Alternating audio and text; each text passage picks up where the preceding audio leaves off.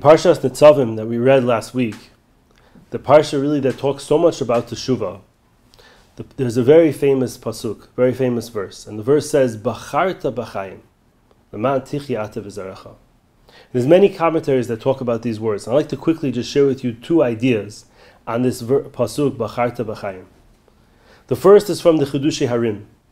The Chidushei Harim said, "Bacharta b'chaim" is not a one-time choice, choose life, but rather Bacharta b'chaim is a constant choice that we have to make to choose life, to find a little bit more life in our day, to live a little bit more meaningful, to speak a little bit less lashon hara.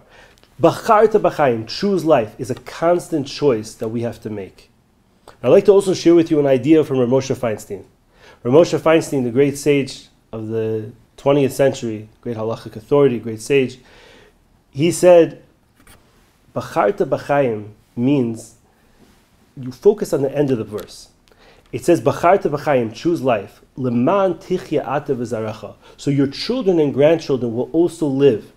And he said it's not enough to make the right choices, but we need to make the right choices with our eyes on the future generations.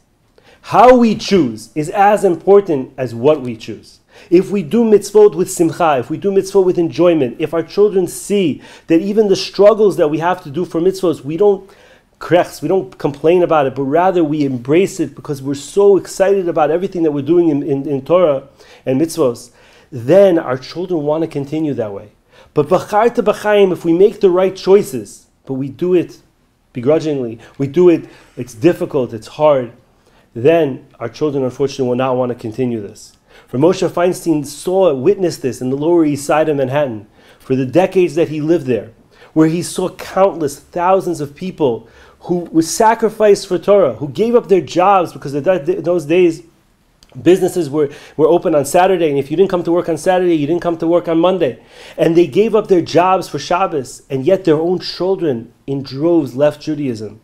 And it always bothered Rav Moshe Feinstein. He didn't understand why. If the parents sacrificed so much, why would the children not continue? And he pointed out on this pasuk, and he said, because Bacharta b'chaim, they made the right choices, but they came home Friday night and they said, oh, it's so difficult to be a Jew. And the children said, Dad, I respect you so much, but why do I need this difficult life?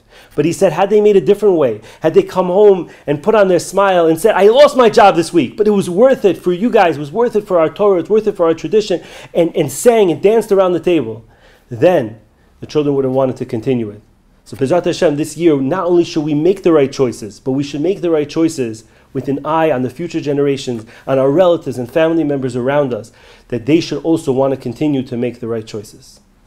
Shana Tova.